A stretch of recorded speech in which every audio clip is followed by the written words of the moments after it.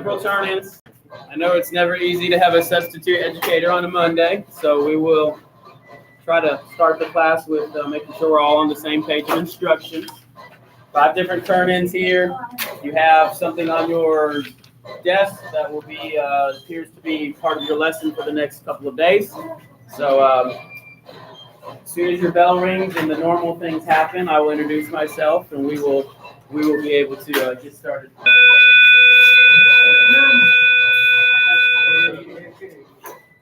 A couple of turn-ins. New student, whoever you are. I don't know everyone's name, so help me out along the day here as I do my best to know who everybody is. Would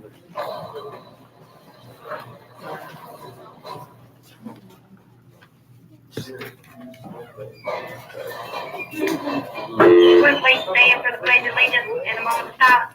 Oh, my favorite. I pledge allegiance to the flag of the United States of America and to the republic for which it stands, one nation, under God, indivisible, with liberty and justice for all. Please remain standing for a moment of silence.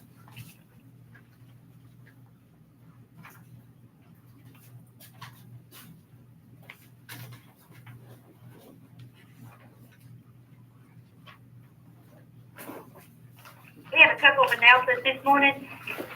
The PBIS August Word of the Month is cooperative, which means involving mutual assistance and working together and working towards a common goal.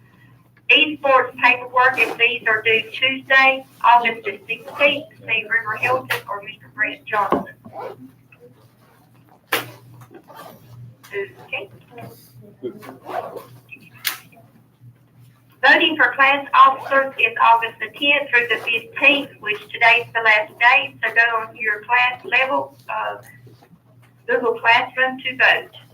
Also, students, don't forget, if you leave stuff at home, you have your parents or whoever to drop it off. We do not call you out of class to go get these items. It is your responsibility during your time to come and get these things. Everyone have a great day. Okay. Oh, I see. Got one little step here. So you are going to be in need of colored sketch makers today. So if you need some, 4 or 5 colors will probably do. If you need to come and get some, do that. So this is these are the instructions from your regular educator. So I know that it's never easy to have a substitute on Monday. So let's just try to, let me just read the notes from your Mr. Swanson. He's going to be out for just a couple more days.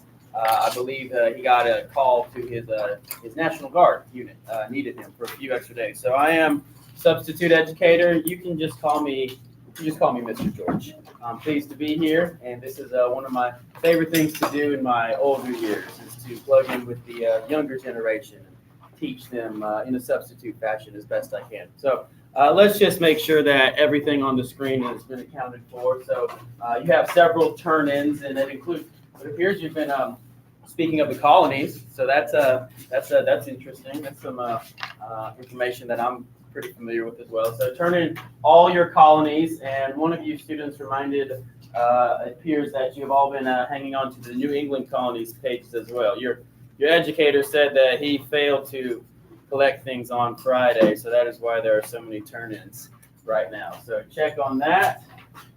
New England, Middle, Southern colonies. Wow, this gives me some flashbacks. And then a document called The Causes of the American Revolution. That's interesting. I got some old war stories myself. Something maybe I could share with you across the next couple of days. And then your final document, Road to Revolution worksheet. Wow, this is just really interesting. This doesn't usually happen when I substitute in the math department. I have opportunity to share with you some stories today. All right. Anybody, I don't know, something I like to do on Mondays is just talk about the weekend we've just had. Anybody have a story to tell about the weekend? Something to get us going with the giggle, maybe? As I don't understand names, please, I'll just refer to you maybe by the shirt color that you're wearing. So, Miss in the black with the check mark. Go ahead. So this little girl was singing with me, right? And she was hitting me with a pillow. Hitting. Yes, Oh, she hitting was you. I understand. Continue. So I sat up and she fell and her head hit the window and her leg was popping up while she was in the middle of my bed between my bed and the wall. Oh my. This is a good story. This is a good story. Okay. Oh, hooded individual in the rear. This makes me concerned. Please take your hood down. Thank you. Okay. Less concerned all of a sudden. Anybody else? A story of the weekend to share? Miss in the pink with multiple animals of the cartoon fashion. We didn't cheer about it because it was thundering and we didn't play. I heard of the torrential downpour that passed through this region, but you know what I like to say? Whenever someone's football game gets canceled for rain, there's probably a whole lot of crop growers that really appreciated it. So negative, positive, you can always find that, right? But tell me more. Tell me more. What did you do amidst this torrential downpour? When we got there, we set up the BC sign and then the alarm went off. We had to go back to the bus and we stayed there for like about an hour. The bugler. The bugler sounded the alarm. Sure. Okay. Wow. Excellent. That's And- almost that's an important job. And then someone had to go out there and get the BC sign, and it was Miss Kylie, and she went into the ditch, and she was just drenched in water. Sounds very heroic. In my day, we would call that the hero of the battle. Put an award on her chest. Should you put an award on her chest? We just clapped for her. Okay. Well, if I see Miss Kylie, I will tell her she deserves an award on her chest. Excellent. That is probably a peak. You don't often remember the days that are sunny and nice. You really remember the days that brought you together through hardship. Interesting. Thank you for that share, girl in the pink shirt. Anybody else? Anybody else? All right. Well, let me just. Your instructor left a lot of notes, so let me read through his. Let me make sure I'm on the right track. All right. Pick up clicker device. I'm unfamiliar with this. Arrow to the right. Am I right? Am I right? You're right. Arrow to the right. Oh, it moves. Okay. So click arrow to the right every new point. Okay, I can do that. It appears today we'll be talking about the American Revolution, and that's the picture he picked. Okay. I should introduce myself. My name is George, and you can just simply call me Mr. George. That will be appropriate for our time here together today. And I'm going to do the best I can to read the notes about, it says, the events of the American Revolution. And gosh, this is just a period I'm very familiar with. If I have some stories to tell along the way, I might just fit them in. Okay, so it seems that you students are familiar with this style of notes. It looks like there are some open spaces, and I assume that I will say the right words, and you will fill in the open spaces. And then one instruction here says students have not done this next step yet. Oh my, I have to explain it myself. Where there is a large bold circle, students will draw a picture to depict the battle that has just been discussed.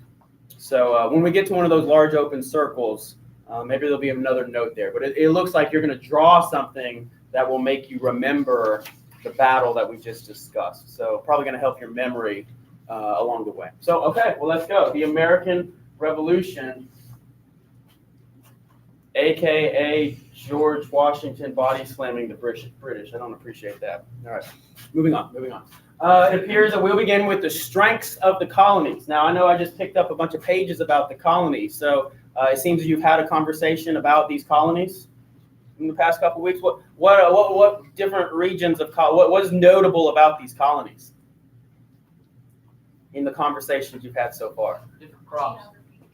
Different geography, different crops, so the different ways that they make money, and I bet they're just probably not all the same socially either. Okay, so let's keep in mind that these colonies we're speaking of had an individual identity, but it seems that we're going to need to come together to take on body slam the British, as it were. So let's talk about the strengths of the colonies. One, strong leader in George Washington, Mr. George, please. They had a strong leader in George Washington. That's interesting. They were familiar with the land.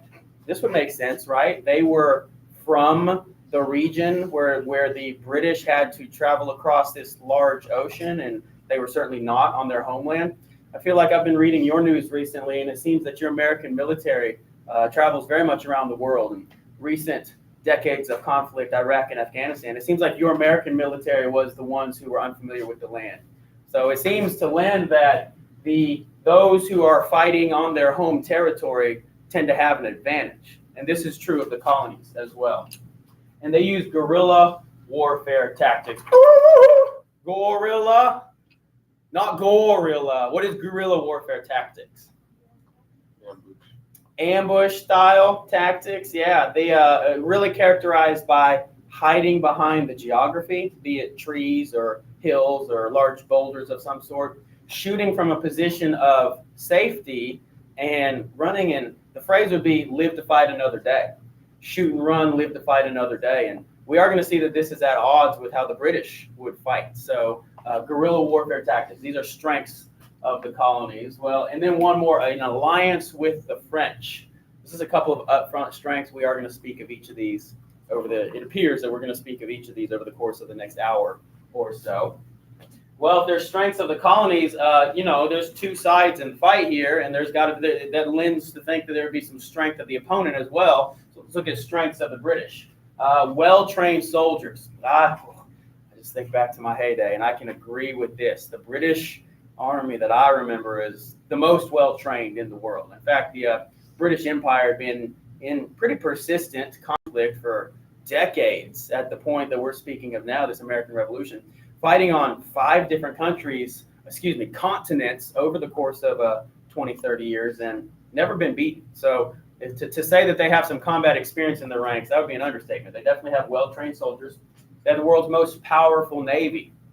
Ships aren't just built overnight. In fact, you really even have to go back to planning out when you're going to plant the trees to build these ships. Trees have to grow for decades in order to cut them down and make a fleet of ships. So the British Empire, and it's one of its greatest strengths is has the world's most powerful Navy, and then lots of money compared to the colonies. I have a note here that I'm supposed to say it's all about the money. Seems like you guys have talked about money before. Money makes the world go around. Yeah, well, in this case, the British had a lot of money compared to these upstart collection of 13 colonies that haven't even really united together yet. So it lends to speak that is a strength of the British. Well, if a side has strengths, what else do they have? Yeah, we'd be silly to not consider both of those. Athletes in the room, those who play a sport of some sort, whenever you're analyzing yourself, you should be honest with this is what I'm good at and this is what I'm not good at. And the same for your opponent. So now let's look at the weaknesses of each side. And in a way, it's kind of the opposite. Whatever is strong for one side is the weakness for the other. So the colonies have very little money, very few people to serve. Very few in this upstart collection of colonies that's not even a nation yet. There's just very few military-aged males. Bottom line, there was nothing like a draft. They could not compel people to serve at this point. Whereas the British Army, 1, is already established, and 2, has a worldwide empire from which to draw more people into service. So the colonies had very few people to serve and a very, very small and weak Navy. I mean, by Navy, I mean a couple of fishing boats that could maybe shuttle some soldiers across the river every now and then. Very few, none at the beginning, ships that actually had cannons or weaponry on them. So it seems that your teacher wants to say beat Navy. I don't fully understand that, but they were beat. They had no Navy. So these are colonial weaknesses. And believe it or not, as strong as they were, there are some British weaknesses. Let's go ahead and look at those. Kind of the opposite of the colonials who are familiar with the land. You have the British who are not familiar with the land. I made the comparison of your American military going around the world and not knowing the trails, the creeks, the caves. Similarly here, the British who came to the colonies were not familiar with the land that they were fighting on. And they used this older style of fighting when facing the enemy. Now, I have a note here that says, I've already discussed this in context of the French and Indian War. So describe to me, what was that British European style of fighting as best you remember? On one straight line. Straight lines, shoulder to shoulder, pointing their weapons all in the same direction, and what they would fire is actually called a volley.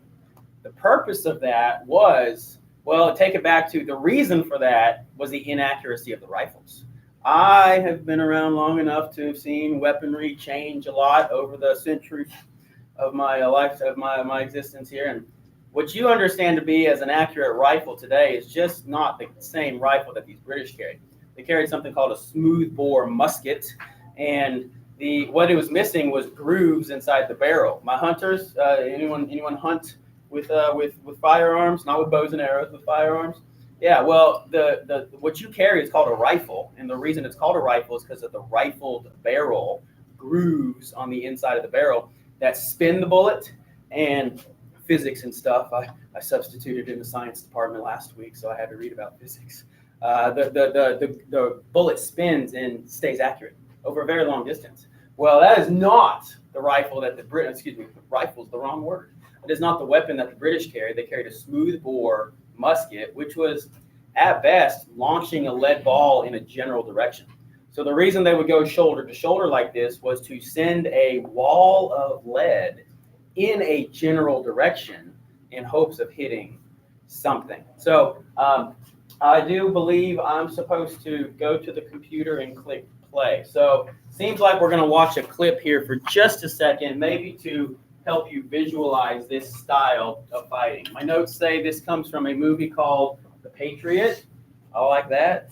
And what we're going to see here is a compilation of battle scenes really depicting the style of fighting. So what I want y'all to pay attention to is the style of fighting, but also the equipment that you see along the way. So at the end of the clip, we're going to talk about the style of fighting as well as the equipment.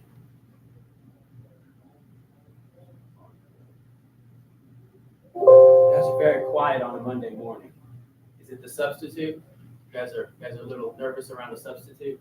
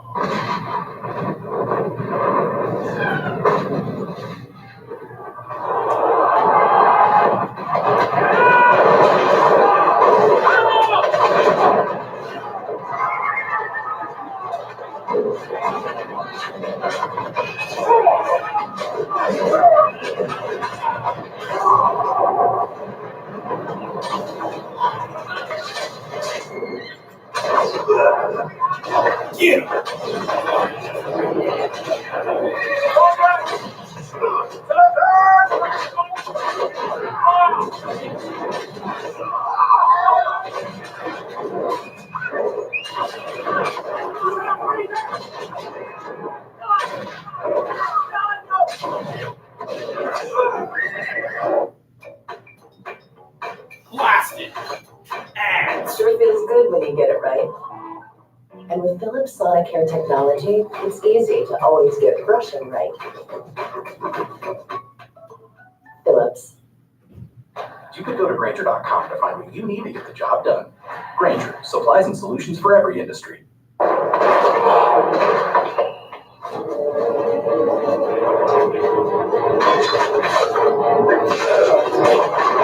looks like one of those gorillas.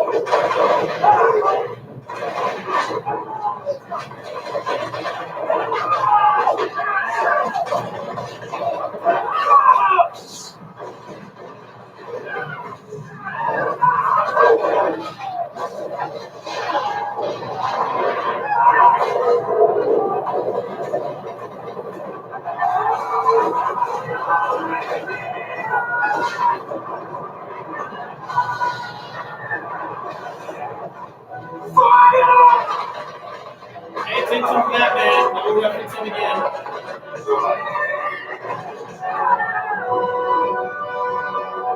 Ambush!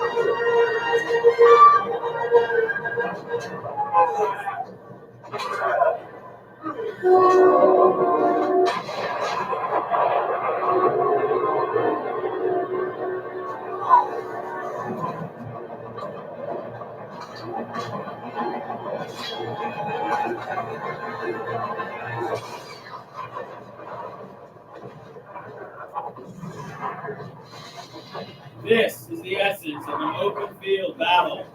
Two lines marching at each other, shoulder to shoulder.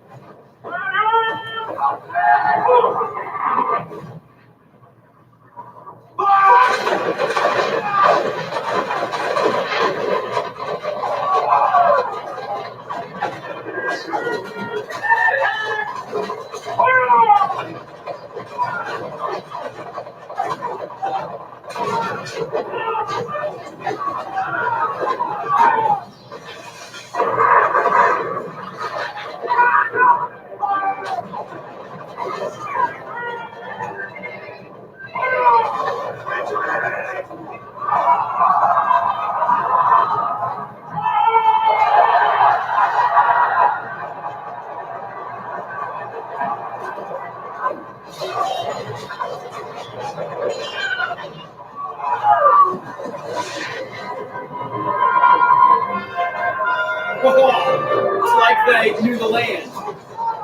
Tricked them.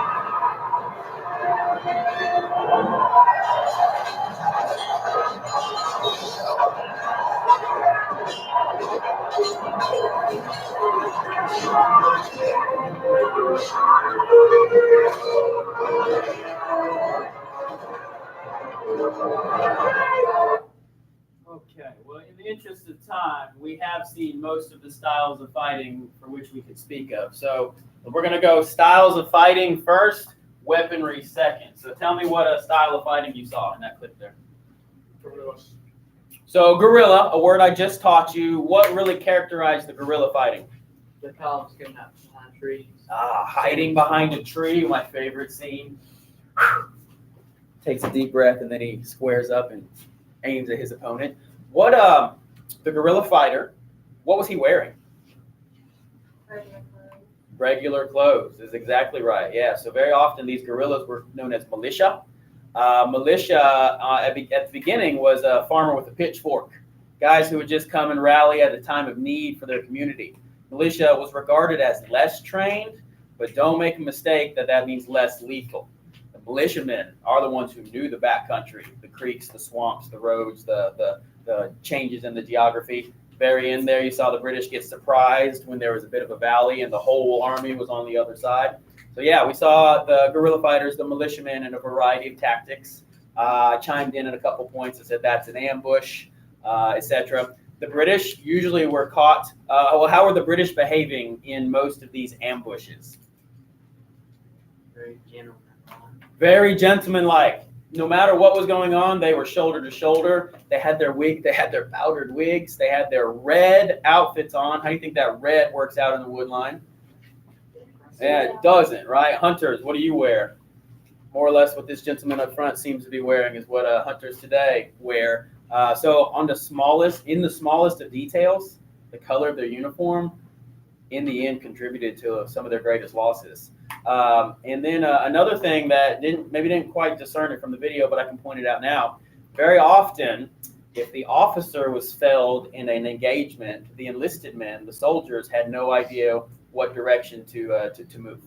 The officer was a key leader of the unit, and if the officer was felled, killed, taken out of the fight, the enlisted men, not many of them would step up and become the leader. So they very much didn't know what direction to walk, to aim, to march, how to get out. So once these militiamen figured that out, they began targeting officers first, and that contributed to the chaos of any of these engagements. So guerrilla warfare, kind of peeled that one back a little bit. What was the other style of fighting we saw?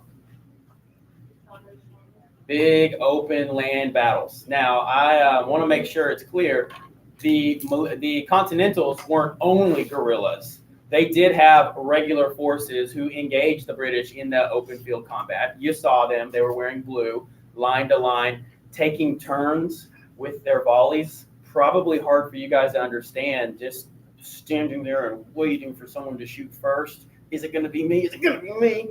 But that was the style of warfare at the time. The difference is the British weren't willing to break away from those gentlemanly tactics and do things like the Indian style of fighting.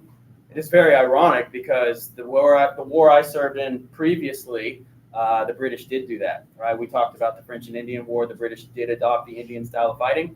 They didn't seem to do this during the American Revolution. They weren't willing to adopt that ungentlemanly, unrefined style of fighting. And in the end, to their detriment, they lost because of it. What are a couple weapons we saw? So let's just get a couple of musket, right? We see the muskets, pistols, a little bit close, but for a bit of a closer in shot, less heavy, less bulky. So I got 2 guns out of the way. What are some other weapons we saw? Cannon, axe, just call them out. Bayonet, sword, and then what was the vehicle of the day? Not a vehicle like you guys might think of. Horse. And horse and carriage for transport, but how is a horse used in battle? Yeah, to ride on in a little bit faster than a man can run, and we would call that cavalry. So let me recap. Cannon is your longest shot. Cannon, not excessively accurate, but you even saw how as the cannonball scattered, and I don't know about the whole bouncing on the ground thing, but as cannon shot would scatter, it would create a wide array of men being hit, and it would take off limbs and heads. That's what a cannonball can do. Sword is for the close-in fighting. Knife, bayonet for that close-in fighting. And the way that, for the length it took to reload a weapon, at a certain point, most battles would devolve into that close-in fighting, hand-to-hand combat, where a bayonet essentially made your rifle a long spear. But the close-in fighting was characteristic of most of these battles as well. So, okay, I've had a pretty good conversation about that. My this timepiece on my wrist started buzzing, and it said that it's time to go to the bathroom. So, very important. Something I learned about camp hygiene is that you need to do your bathroom business far away from the stoves. And I know that might sound really common sense to you guys, but early in my military experience, people would bathroom and cook in pretty much the same vicinity. That's not healthy. So let's walk far away from our point of origin here and use the restroom.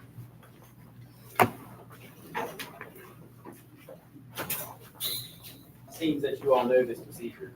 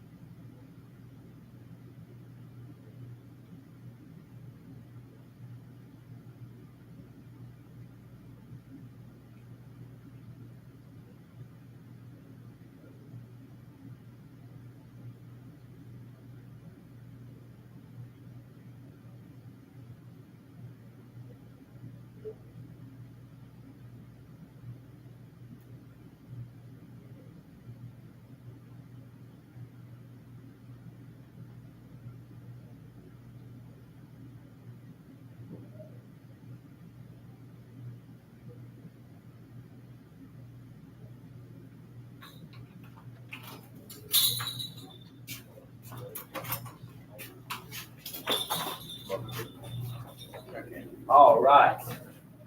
Pick up where we left off.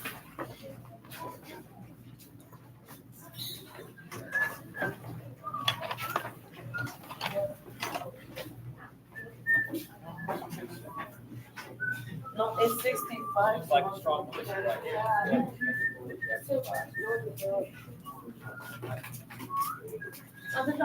All right, so now on my notes here, it says this begins a conversation about several battles.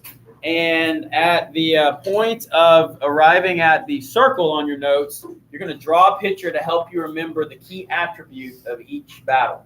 And it does say that your instructor the slides will suggest what you should sketch. If you do it somewhat differently, that would be fine. That's your choice. But the slides will suggest what you should sketch in order to really remember that battle. So the first battle we're going to speak of is actually two battles, same day, known as Lexington and Concord. And there's some flashbacks here, guys. I'm just kind of telling you some of my personal experiences.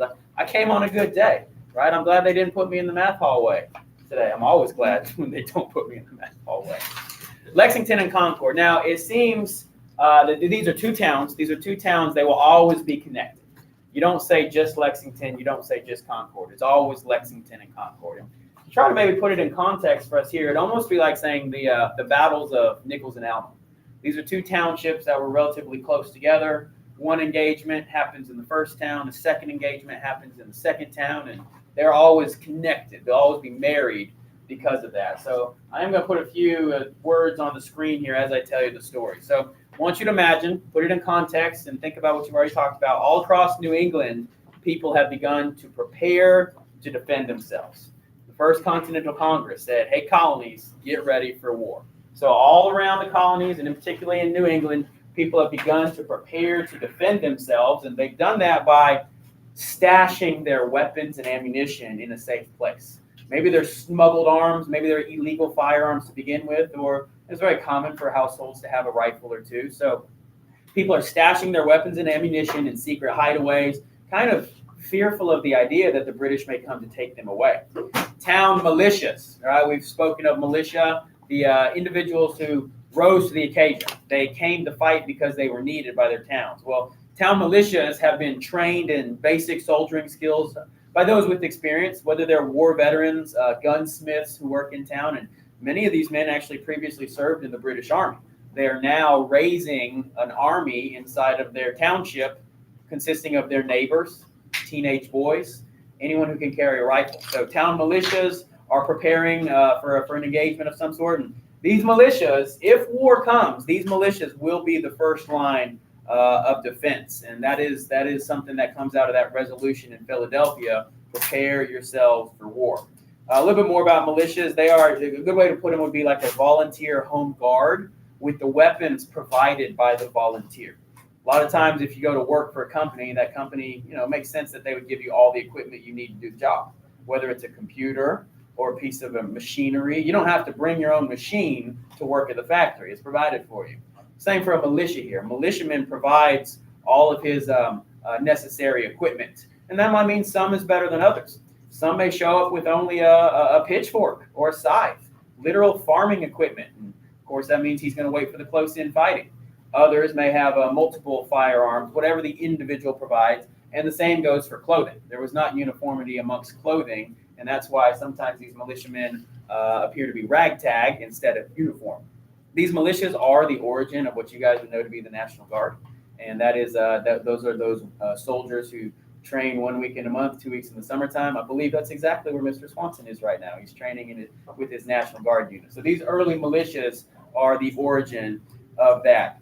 In Massachusetts, which that's where Lexington and Concord are that we're speaking of, about a third of all men between the ages of 16 and 50 were in an organized militia. A third of military-aged males were in a militia.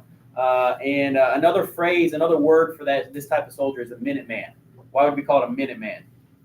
Be ready in a minute. Ready in a minute. That's exactly right. You said that your alarm sounded, and that means you all had to scatter in terms of the weather. Well, in a town, there'd be someone looking, and if they needed to sound the alarm, all these Minutemen could assemble, bear arms at a minute's notice. But think about the other side, the British. They are not going to tolerate any kind of armed resistance. They are here to govern the colonies. They are here to provide the security. They are not interested in these town militias bearing arms, and of course, bearing arms against them. Now, brings me to April 19th, 1775, Lexington, Concord. These are two small towns just outside of Boston. Gave you the context that it would be like your Alma and Nichols, two neighboring towns. I want you to place yourself there. April 19th, 1775, just after midnight. About 900 British redcoats leave their barracks in Boston. They're going to march towards Lexington and Concord about 20 miles away. You see, they have been given orders. Their orders were this: to arrest rebel leaders and seize their weapons. And in particular, the rebel leaders that they're seeking are Samuel Adams and John Hancock, Sons of Liberty, leaders of the Sons of Liberty. So they leave after midnight in the darkness, supposed to be kind of a surprise arrival. We are here to arrest these rebels, and we're going to seize your weapons along the way as well. Well, news of their movement reaches the colonies because of a network of a warning a system of warning across the colonies. Much like you said, the alarm was sounded, and there was a series of individuals prepared to ride their horses at a moment's notice.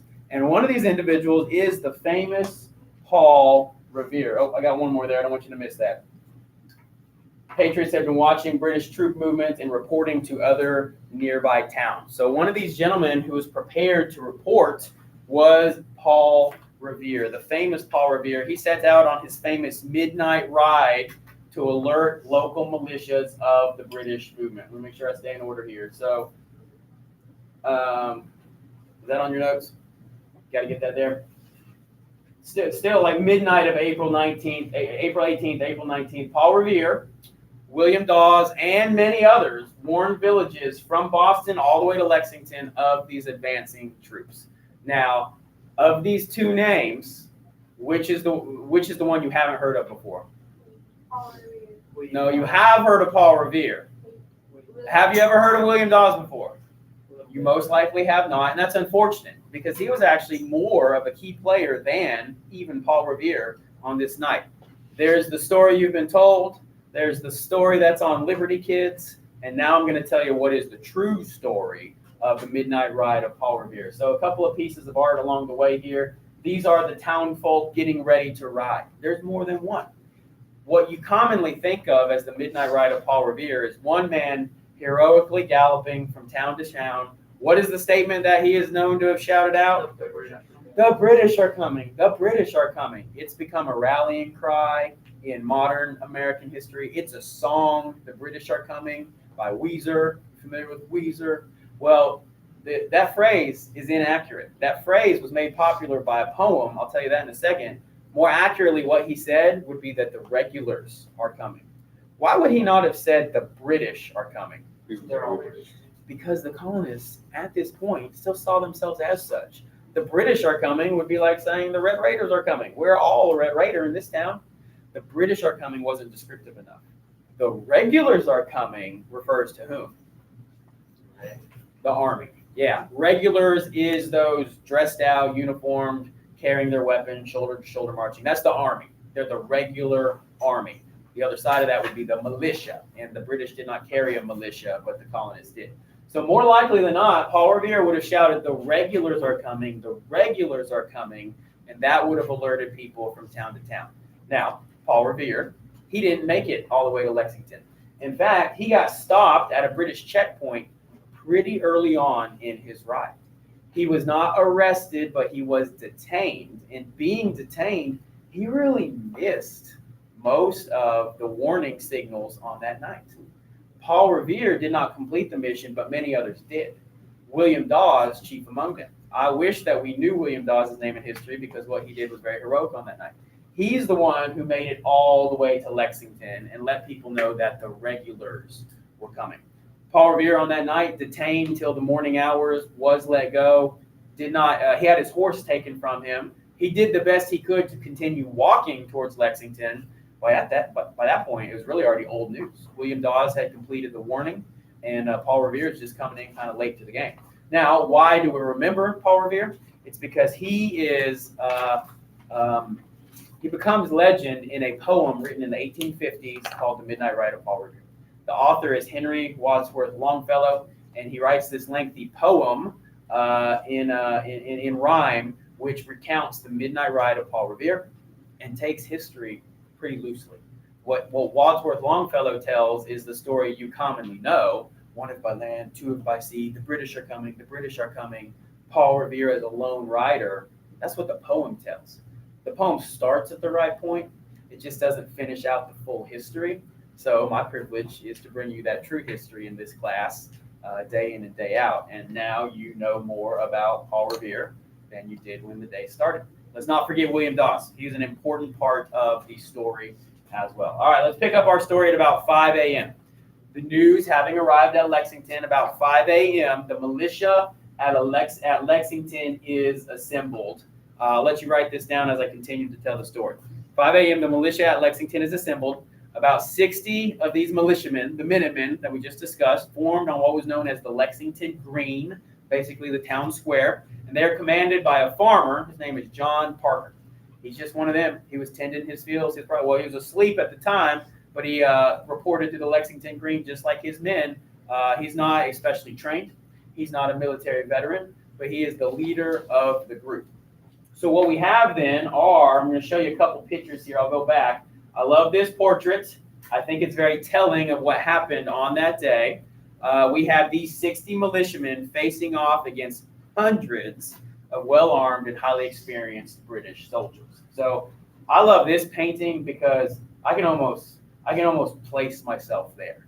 I can hear what is going on. I can smell the scent of the gunpowder, the saltpeter, and the gun, and just that very distinct scent of the gunpowder. And I can almost feel the morning quiet before it is interrupted by this brief skirmish. So imagine that these gentlemen are standing just across this open field looking at each other. Wouldn't have been more than 30 to 40 yards. That's less than half of a football field. So we all can kind of visualize that. You've stood on a football field or you've seen that distance before. Definitely within shouting distance. In fact, the British said, "Hey, ye old rebels, lay down your arms. Lay down your arms and let us just march on through," right? They didn't want to stop in Lexington. Their destination was actually Concord, but Lexington is where they met resistance first. So they're literally shouting at each other because that's how close they are to each other. They can hear each other speaking. They probably hear each other breathing. When all of a sudden, so let me take you to sunrise, April 19th, 1775. On one side, 60 men, poorly armed, barely trained. On the other, hundreds of soldiers from the most powerful army in the world. This is a lopsided setup. I already mentioned in the past 20 years, the British Army has fought on 5 different continents, and they defeated everything in its path. John Parker and his 60 colonists, his 60 Minutemen, weren't gonna stop them now. But for these rebels, you can see them here. What is this fight about? Freedom. Their homes, their independence. So they had much more motivation than these conscripted British soldiers who were just marching wherever they were told to march. So the Lexington militia gathered in the village common. I want you to imagine these men are dairy farmers, shopkeepers. There's free African Americans. There's enslaved African Americans. That's who makes up these 60 militiamen. Parker, he commands, this is a quote, "Stand your ground, do not fire unless fired upon, but if we mean to have war, let it begin here." Nobody knows exactly who fired that first shot at Lexington. Here's the legend. The British say the colonists fired first. The colonists say the British fired first. It could have been a farmer off in the distance. Maybe a pot shot the direction of Lexington Green. Maybe just a farmer cleaning his rifle in the morning. Maybe not even really knowing what's going on. But either way, very similar to something we've already talked about, the Boston Massacre. When tensions are high and one shot is fired, what tends to follow? Many more shots, yes. And so that first shot that rings out becomes known as the shot heard round the world, because it kicked off what will become the most important fight for freedom in the history of the world. So I'm going to pause here and let you, this is what I was describing, this will be your first sketch. In that circle, here's what I suggest you draw. The world with maybe a shot kind of going around it, or maybe a gunshot like it's depicted on the screen. But in this circle, I want you to depict the shot heard round the world. Lexington and Concord, the starting point of the American Revolution, the first actual battle. And as a visual describer here, to depict something like the world with, I've seen students draw a bullet flying all around the world, or a bullet hole on the world, something to remember the shot heard round the world. I'll give you a few minutes to do that. Okay, I want you to actually kind of enjoy your sketch. Some of you are more artistic than others. And just a way to kind of break up the monotony of a lecture. It's your chance to do a little bit of art. So I'm going to give you a few minutes to do that while I play some music.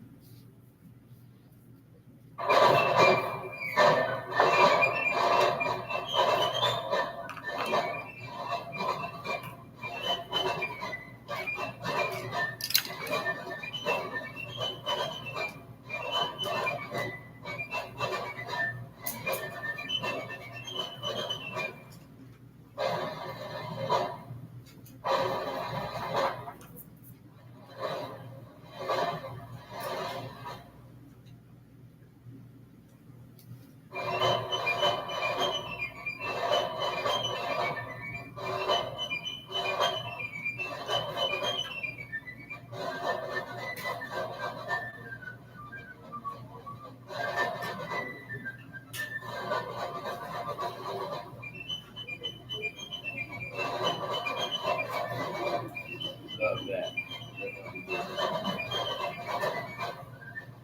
Shot heard round the world. You need to grab some more colors. I got the box up here. You got your own supplies. That's great. Doesn't have to be award-winning art, but you can also doodle to your heart's content. That's what you want.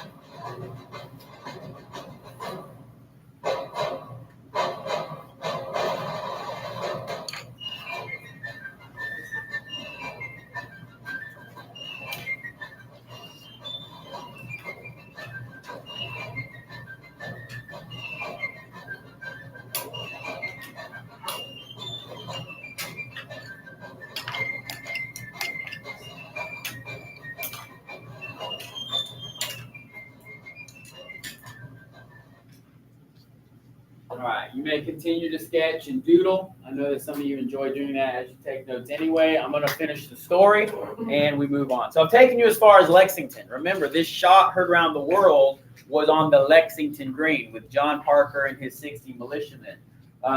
Here's something that John Parker, he must have known this. He surely must have known this on that morning.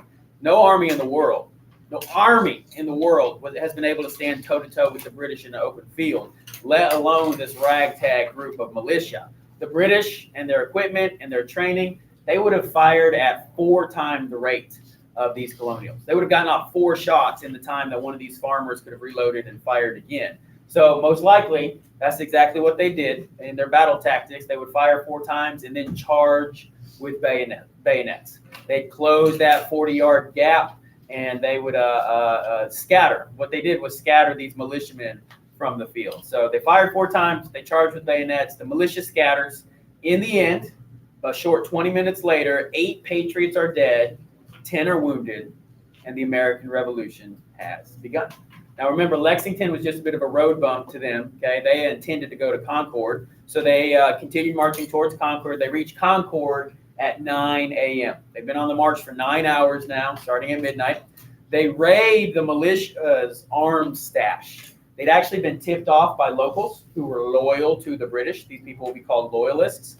But because of the delay at Lexington and because of the midnight riders spreading the word, the rebels in Concord, they had already hidden almost everything. They were able to preserve their weapons and ammunition. Their leaders, John Hancock, Sam Adams, were able to get out of town. So the British, looking for arms and intending to arrest the rebel leaders, they accomplished neither of those. As the British search for weapons, and in fact, they're actually wasting a lot of time searching through empty warehouses, the Patriots spread the word.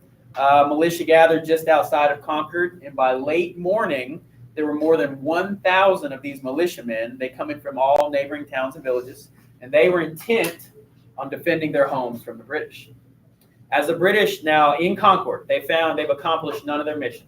They did not get the weapons, they did not get the ammunition, they did not arrest the men they set out to arrest, and now they got to march back to Boston. How far of a march is that? 20 miles. Yeah, they've been awake for over 12 hours. They already marched 20 miles. They got to march 20 miles back to Boston. They were attacked from the wood line by snipers and skirmishers the whole way. These 1,000 Patriot militia, they lined the whole 20-mile stretch back to Boston, and they just kept picking off British after British, one after another. The British, strangely enough, they defaulted to their professionalism and their training, and they just kept marching. Guy next to you falls, they just kept marching. They literally left their dead where they lay, and they marched themselves all the way back to Boston. They never once trying to organize a skirmish line or fight back. They were intent on speed, as speedily as possible, getting back to Boston. And in the end, here are do I have the casualty numbers here? In the end, over 300 British were killed and wounded. A third of those who set out in that morning. So in this first battle, you could say that the Patriots kind of seized the upper hand. They made the British soldiers pay for what they were intending to do. They fired on them the whole way. 1/3 of those British, 300 of them were killed along the way. I like this picture a little bit more than that other one because it just shows I love that first picture. This just shows the chaos of the close-in fighting. And then this next one is a much more modern rendering of the men at Lexington.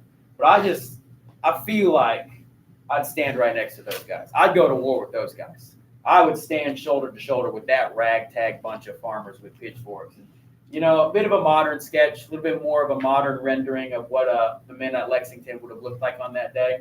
The man in the middle is supposed to represent John Parker, their captain. I would have stood shoulder to shoulder with those guys. I would have started a war with those fellas right there. So I really love that picture right there. All right, moving on. I believe the next section in our notes here says, this is where it gets uncomfortable. Choosing a general. I've tried to keep this quiet. I've allowed you to call me Mr. George, but I have to tell you, my last name is Washington, and I am George Washington. So every time I'm in a social studies department, this happens, right? This doesn't happen in algebra class. I hate talking about myself, but let me tell you a little bit more about me, George Washington. So at this point in the story, at this point in the war, we needed organization. The Continental Army needed organization.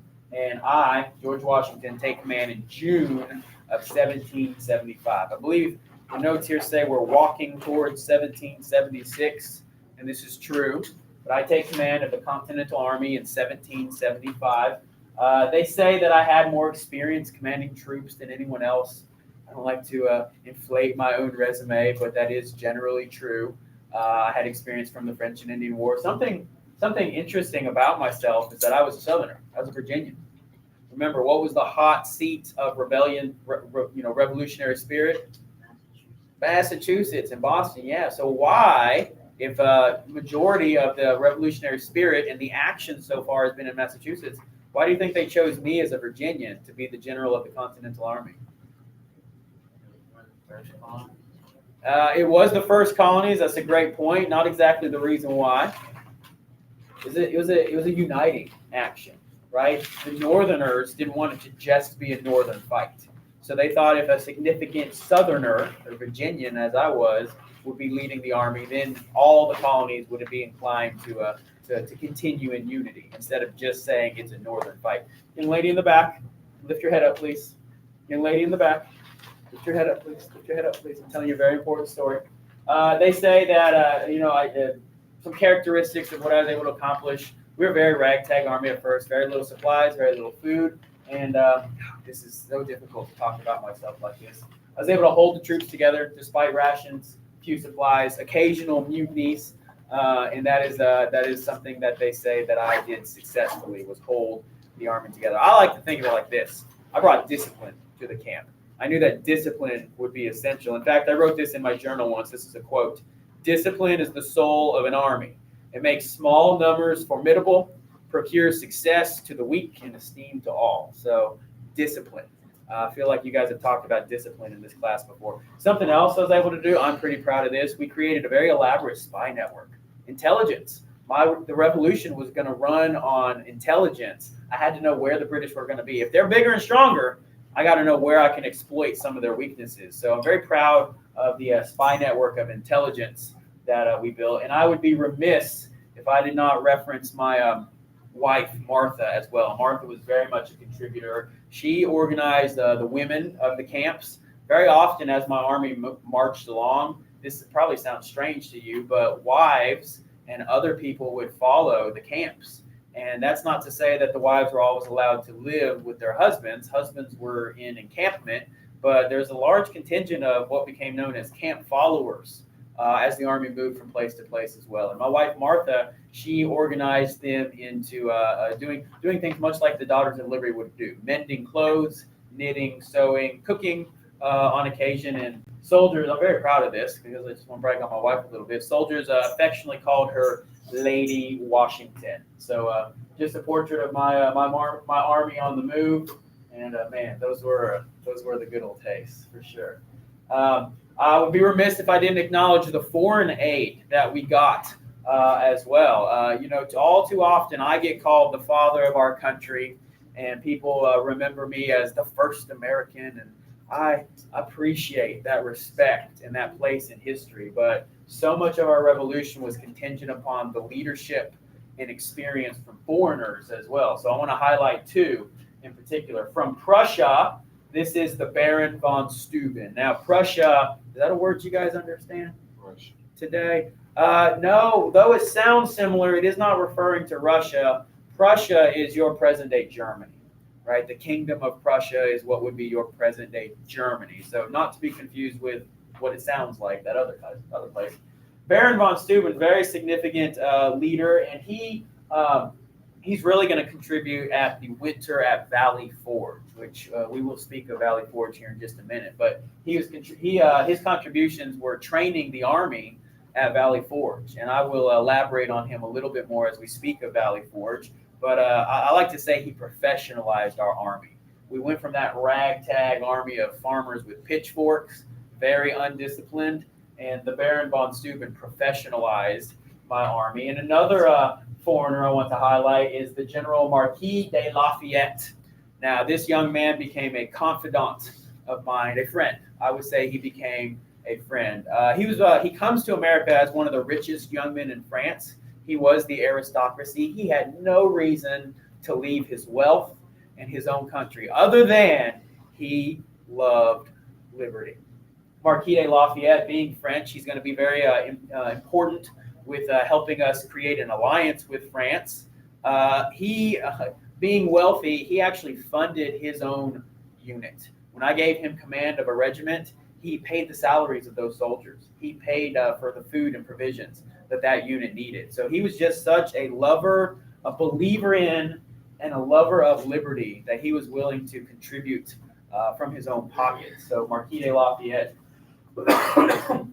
becomes a very influential foreigner as well. I love this picture here. He will go on to fight in his own French Revolution as well. So he gets his start in America.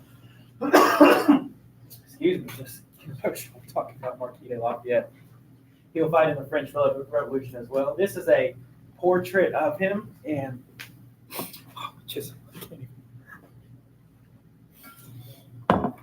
portrait of him here. And I believe your instructor has probably said to you many times at this point that we don't have any photography from this time period. I have seen your cameras, and they are mind-blowing to me. But I think that we had something that is just as descriptive, and it might blow your mind. Something that was very popular in our day, was to create something called a life mask. And that would be a process of putting plaster on an individual's face, creates a reverse image of that face, and then from that reverse image, you could create a sculpture of sorts. So it's not photography, but it can give us a sense of an individual's true features. Not just the way an artist would portray them, but truly their own features. So I have an image of the Marquis de Lafayette. This is his life mask. And I do believe that the portrait artist did very well to depict his true features. We're going to be looking at several life masks across the next couple chunks of history before we have photography, and it is something that's fascinating to me. Even though there's not a camera, we can still get a glimpse into what someone looked like, their actual facial features. So foreign help, super important. A little bit more here. Let's talk about the strategies of each side. Now that we're actually rolling into war, we've talked strengths and weaknesses. Now let's talk strategies. First, for the Americans, we had to fight. Now that you know who I am, I'll use the word we. We had to fight a war of attrition.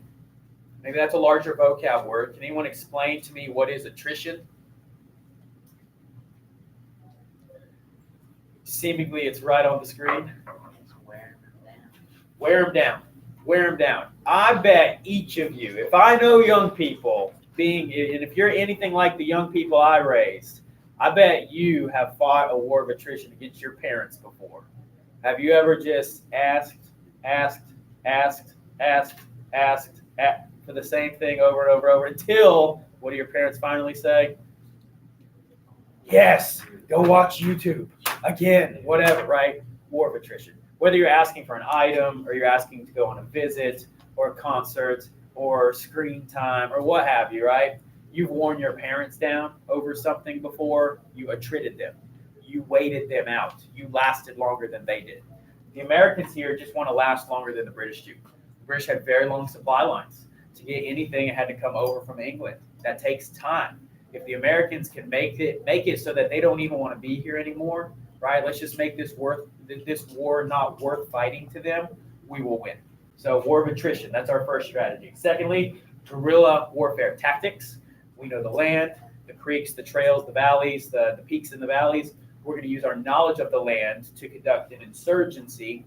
An insurgency also implies using the civilians of the area, not just the fighting style, that's the guerrilla warfare tactics, but a true insurgency also leverages the civilians. So patriot sympathizers who may not be in uniform, but they can still provide us with food, shelter, intelligence, and they can steer the British the wrong direction as well, or they can resist the British in their own way. So that's an insurgency. And then finally, we are going to have to make an alliance with one of Britain's enemies. France would be great. If we could get an alliance with France, I feel like we might have a chance in this war. So that's the strategy of the Americans. On the other hand, strategy of the British is to break the colonies in half by cutting off the link between North and South. Just as the colonies do have distinctly different personalities, obviously there's a northern personality and a southern personality. You guys have walked through those attributes of the colonies. The British want to put a wedge between the northern colonies and the southern colonies. And Virginia or the Carolinas would be a great place to put that wedge. That would cut off the colonies from communicating with each other, supplying each other, and essentially they would not be able to fight in unity anymore. So that's a big strategy, separating north from south. Blockade ports. Water is life. Ports are commerce. So if they can't trade through the water, then that's going to be another thing that's going to greatly affect their ability to make war. And use loyalists to divide and conquer. A patriot is someone on what side of the war? The side of liberty, independence, freedom. Patriot is someone fighting for America. A loyalist, on the other hand, I think the word itself is pretty descriptive. They have remained loyal to the crown. Not everyone in the colonies wanted to break away. Not everyone in the colonies wanted this independence thing. Some remained loyal, and the British are going to have to use those loyal civilians to try to break the colonies. If we can divide the sentiment in the colonies, divide and conquer. This could be a way that the British maintain hold of their of the colonies. Which in the end, it was all about what? Trade and money, right? Why did the British want the colonies in the first place? Trade and money. All right, we are already rocking through some key battles. So let's go. Let's talk about Bunker Hill now. Lexington and Concord started the war. Now that we are at war, Bunker Hill reasonably is going to be the first engagement of a slightly more organized army. Still a ragtag group without uniforms, but the Battle of Bunker Hill is a little bit more of an organized fight than Lexington and Concord. June 17th, 1775. So April to May to June. 2 months later. 2 months later, Bunker Hill is it's an area just outside of Boston. So we again see that Boston is that hotbed of the revolutionary spirit, and it's the location of the first major battles. It is a British victory, but it is very costly to the British. Tactically, it's a defeat for the colonists. They lose the hill. From a military perspective, you always want to hold the terrain that you're starting on. They lose the hill, but it costs the British a lot to gain the hill. So it is seen as kind of a moral victory, very high casualties for the British, which helps inspire the Americans onward. Hey, we didn't hold the hill, but we killed so many of them, we just might have a chance. Because remember, all we want to do is attrit them. We don't wear them down. We may give up some hills along the way, but if we can kill enough of them that they decide it's not worth it and they're just going to go home, that could be something that helps us win the war overall. So very costly to the British and seen as an emotional victory for the colonists as well. Now, famously on that day, Colonel Prescott was the leader of these Americans, and being the ragtag group that they are, no uniforms. You can see that in the picture there. We also have very little munitions, very little ammunition. So my hunters in the room, those of you who go hunting. Can I see a hand? I see some camouflage here. A couple of y'all go hunting. Let's say that you have, circumstances are that you have 3 rounds. You're going hunting with just 3 rounds. Are you going to take a 300-yard shot? No. You're going to take a 200-yard shot. You got just 3 rounds to make your kill, whatever animal you're hunting. How close you want that animal to get? Pretty close. I'll buy pretty close. On this day, Colonel Prescott said, boys, don't fire till you see the whites of their eyes. Now, the whites of a person's eyes. Jordan, look at me. Look at me. I can probably barely see Jordan's whites of her eyes from 12 yards, maybe 12 yards. Maybe a few yards back, I could still see the whites of her eyes. His point was, don't waste your shot. We don't have much. We don't have many bullets to go around. Don't waste your shot. Don't fire till you see the whites of their eyes. And as it were, oh boy, Charles Bug-Eyed Bingham, he really didn't stand much of a chance there, did he? He might have been the first to go down. Yep. Oh yeah, old Bug-Eyed Charles Bingham. Oh man, poor fellas with the bigger eyes. They might have got taken down first. So fire till you see the whites of their eyes means don't waste your ammunition. So in this circle for Bunker Hill, I want you to draw something that looks like an eyeball. You might give it some bloodshot eyes. You might draw a bug-eyed soldier, whatever the case may be. For Bunker Hill, I want you to remember, don't fire till you see the whites of their eyes. And I'll give you a few minutes to do that part.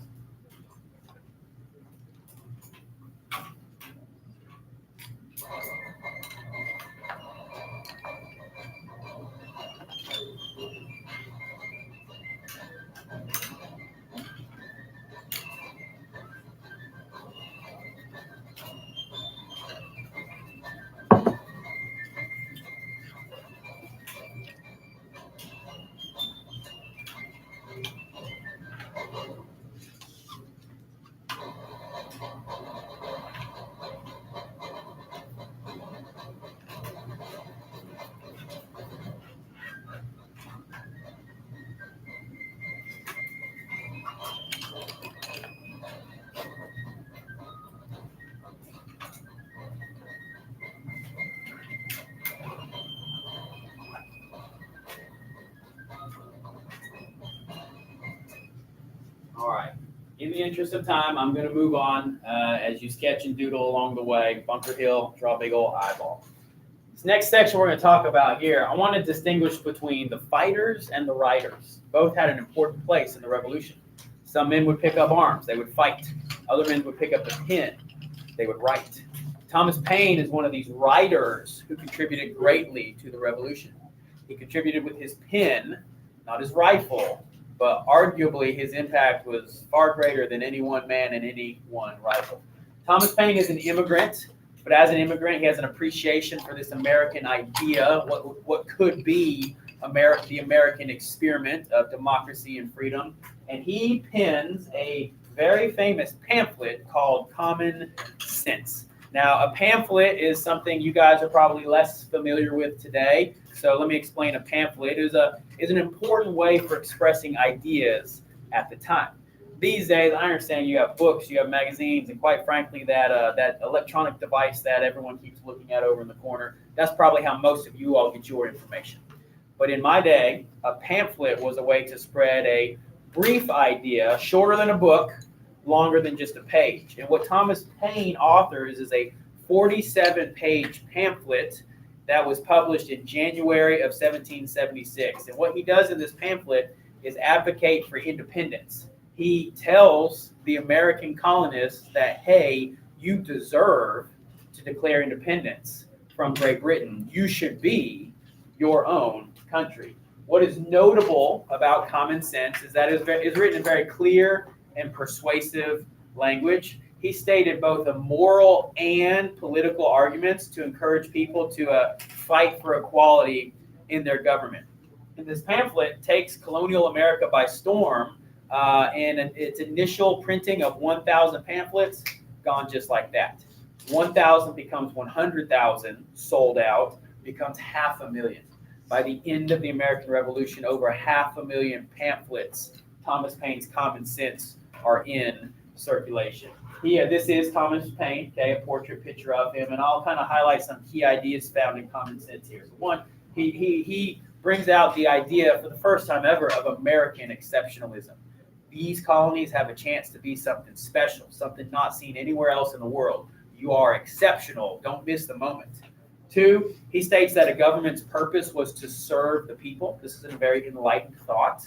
And much of many American documents are going to be founded in enlightened thought. So he states that government is a necessary evil, but should not overstep its bounds.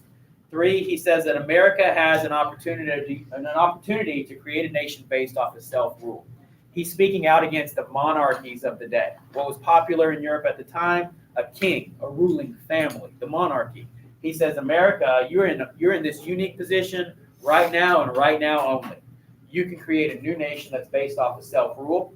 And then finally, in speaking on government, he says that a strong central government is necessary to protect individual rights. And he very expressly speaks of the right to freedom of religion. So he's in favor of a strong central government, but the reason for that strong central government is to protect individual liberties. And we are going to see that idea kind of balance out in the writing of a constitution. So some sides are for that strong government, some sides are for a weaker central government, but the protection of individual rights is important throughout them all. Thomas Paine, a very mixed legacy in the end. Here is a statue that exists to him in Pennsylvania. I believe this is where this is. He sees the revolution through to the end, but then he goes to France. He continues his pamphlet writing.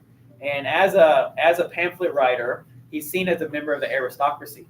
And if you remember the French Revolution, it was the aristocrats who were being arrested by the commoners, marched to the guillotine, and executed, to include the king and queen themselves. Well, Thomas Paine was seen as an aristocrat and was actually arrested briefly, not taken to the guillotine, but he was arrested briefly. And it pains me to say, he thought I had something to do with that. Me, George Washington. He thinks I had something to do with that. And later in his life, he writes something, essentially a letter speaking out against me, his former friend. We were friends. We were close. But in the end, Thomas Paine turned against me. He thought I had something to do with him being arrested in France. I did not, but I could never convince him of that. And he died kind of a disgruntled and angry man. But we are grateful for his contributions at the time through his pamphlet, Common Sense. This is Thomas Paine. We like to call him T-Paine. So it's kind of easy to remember, T-Paine. Thomas Paine, Common Sense. Thomas Paine's Common Sense leads to the authoring of the Declaration of Independence. Inspired by Thomas Paine's Common Sense, which initially sold 100,000 copies, in the end sells, like I said, at the end of our revolution, had over 500,000 copies in print. Amen. You've been passing notes in my class? Excuse me. Just noticed this. You've been passing notes in my class? What's your name? Joey. Mr. Joey. I can tolerate a lot of conversation, but I cannot tolerate students passing notes in my class. Should I read it? Where I come from, when students get caught passing notes, we read it out loud. This is going to be good. Dear KG. Who's that? KG. He's feigning innocence over here. I'm not sure how to start this letter, but I feel we need to talk. Oh, those are 4 bad words. Is this private? Should I not read this? Read it. We need to talk. The 4 words that no man ever wants to hear. I'm gonna read it. All right. I've been thinking about us a lot lately. Things used to be so great. It was like we were MFEO. What's that mean? Made for each other. We all made for each other. I mean, everyone said it was perfect. I thought we would be together forever, but things changed. A relationship should be give and take, but recently you've just seemed to take. I mean, you do whatever you want. You don't ask me about my own feelings. I don't think you ever took into consideration my feelings when you made decisions for us. Are you accusing this young lady of making decisions for her? Some of the things I would like to point out specifically that have upset me in the past few months include, there's a list. You always choosing which restaurants we get to eat at. You always making me feel like I have to hang out with your family, and you make me feel like I'm always inferior to you. These are some serious allegations. I have tried to make this work, giving you too many opportunities to change your ways. And yes, it's true that you have fixed some of our problems, but overall, you just seem to focus on changing the little stuff. You haven't made any attempts to work on some big personality issues.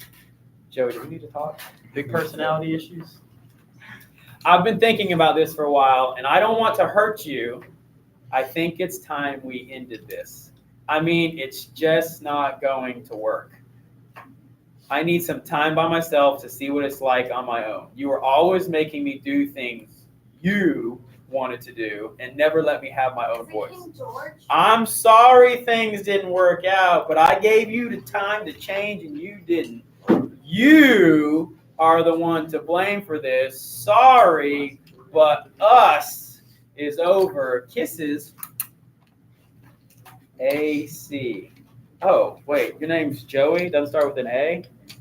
You know what this sounds a whole lot like? I wrote it to Joey. I think that this sounds a whole lot like the best breakup letter of all time. Of all time. Who figured it out along the way? Couple did. Ray chimed in, and I ignored you. That's too much. Delaney chimed in, and I ignored you. Joey, thanks for playing along. Joey did not. This is not Joey's letter that I planted at his desk. Now let's and now knowing that this was a little bit of a setup, let's kind of take it back. Dear KG, who's KG? King George. Kisses AC. Adam Sandler. American colonies. I think we need to talk. You always make it about you. You never let me, you make me feel inferior. I tried to make this work, gave you opportunities to change your ways, but I'm sorry, you are the one to blame for this. Us is over. All right, snaps for my planted love letter here, right? I want you to remember, I want you to think of the Declaration of Independence as the best breakup letter of all time. Just like I was trying to prank on Joey here, he's getting a breakup letter in class. The Declaration of Independence is one of the greatest breakup letters of all time. So go ahead, and you got this on your notes here. I got a couple better slides. Declaration of Independence was drafted by what is known as the Committee of Five. This is not on your slide. This is not on your notes. Just hang with me. Committee of Five. Benjamin Franklin, recognize that name. John Adams, recognize that name. Thomas Jefferson, recognize that name. Robert Livingston and Roger Sherman.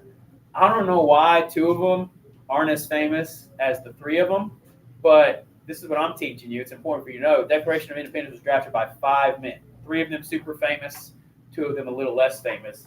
Thomas Jefferson is considered the primary author. So 5 contributors to the ideas. one primary author, that is Thomas Jefferson.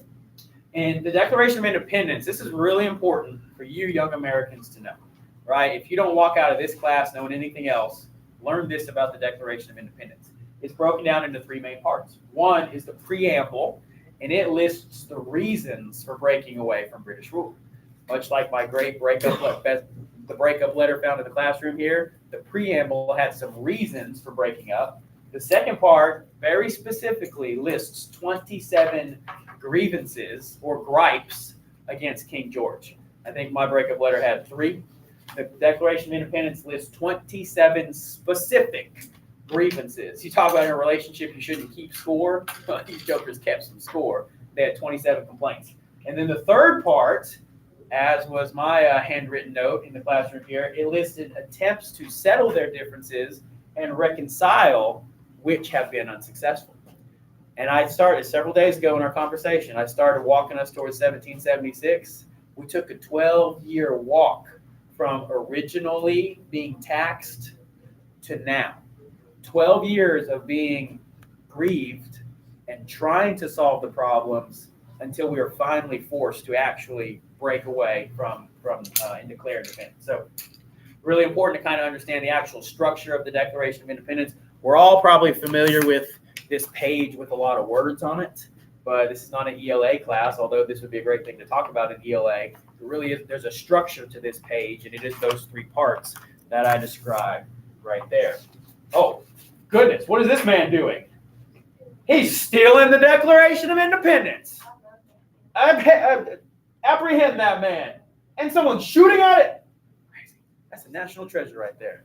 The national treasure. Here are the main 3, Franklin, Adams, and Jefferson. And then, as I stated, Thomas Jefferson is most known as the primary author of the Declaration of Independence. The conclusion from those 3 parts, okay, preamble, reasons, grievances, and we've tried to reconcile. The conclusion in the Declaration is that the only way to protect American rights is to declare independence. We have been forced to this.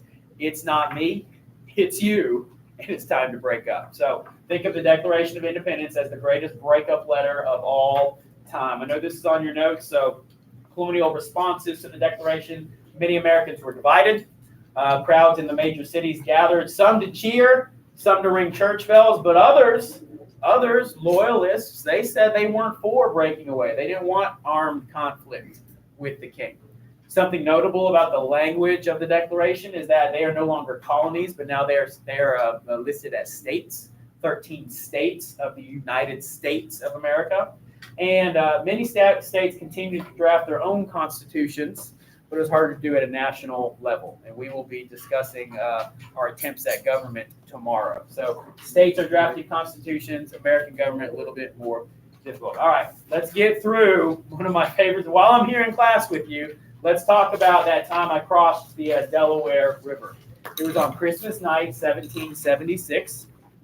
This painting here, ooh, it makes my skin crawl. Perhaps the best known image of the Revolutionary War, although it bears very, very little resemblance to what actually happens. The real story, I would argue, is even far more heroic than the painting here depicts. So the sketch that you're going to make for this one is a Christmas tree, because I want you to remember this is a Christmas night attack. I know we're rounding out on time here, so let me get through the Delaware crossing, and then that'll be as much as we get through today. These are,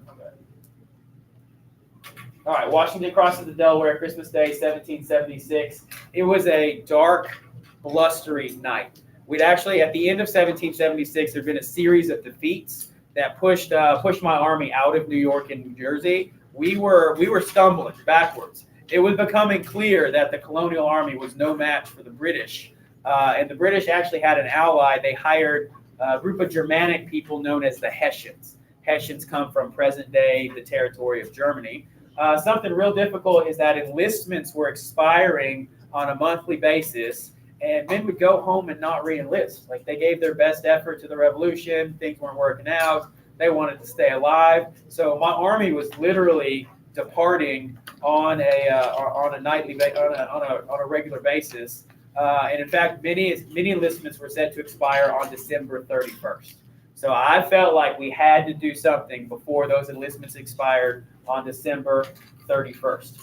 December of 1776, Thomas Paine, here we are again, he publishes a second pamphlet known as The American Crisis. And I had this read publicly to my very downtrodden troops, right? Morale was low, so I had this read out loud. Now, the pamphlet as a whole is many, many pages, but here's a very powerful passage. And I still get goose flesh. I get goosebumps when I read this out loud, so I want to read it to you super briefly. These are the times that try men's souls. The summer soldier and the sunshine patriot will, in this crisis, shrink away from the service of his country. But he that stands now deserves the love and thanks of men and women. Tyranny, like hell, is not easily conquered. Yet we have on this consolation with us that the harder the conflict, the more glorious the triumph. These words inspired my men in the difficult wintertime, December of 1776. So they were surprised when, on Christmas Day, 1776, word spread around camp that there was going to be a surprise secret mission on that night. Under the cover of darkness, on Christmas night, we rode 2,400 men, 18 cannons, and 75 horses across the frozen Delaware River. And what we didn't just row across the river for fun. We were going to attack the Hessian camp on the other side. History is a little mixed. Some say that they were partying, drinking. They were tired from their feasting. But true history shows that no one was drunk that night. They were arguably prepared. They were in a military encampment, and we did catch them off guard though because of the holiday. Now that first picture I showed you, it shows a nice rounded little rowboat. This boat right here is a little bit more accurate. Flat bottom, soldiers packed onto it. I did lead from the front, and I lived it. I can point out that the first picture is not super accurate, but this second picture is a little bit more accurate. Our motto on that night was victory or death. Leads to the Battle of Trenton. After our secret crossing into Pennsylvania, we surprised the Hessians. They are mercenaries hired by the British. They aren't allies because they believe in the cause. They're just allies to the British because they're getting paid.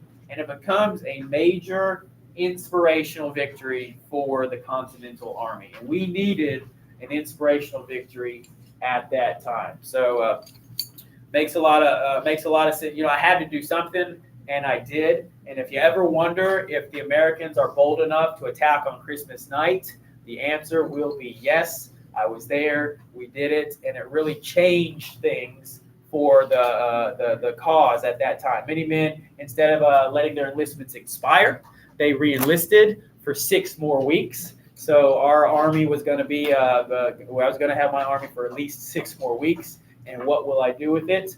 We'll pause there and pick that up tomorrow. So, hey, thank you for letting me be your substitute educator for today. I don't love talking about myself, but it was a pretty relevant topic. So I hope I was able to share some stories from my perspective. We got as far as Washington crosses the Delaware River, and we will pick up with our notes at that point tomorrow. Have you read the book about your socks? This book Have you read the book about your socks? about my socks. George Washington socks. These? No, I'm saying like George Washington socks. I don't know. I don't know that book. I read a book About a sock? It's a fiction. Okay. I'll have to look Wow. I'm familiar with this book. There are hundreds, if not thousands, of books written about me and the things that I like to give credit to the soldiers. I like to give credit to the men under me. So no, I haven't heard about this book about my socks though. This book highlighted today. All right, hey guys, thanks. I know there's a lot of talking. If you have any questions for Mr. Swanson, I'll try to answer them to the best of my ability.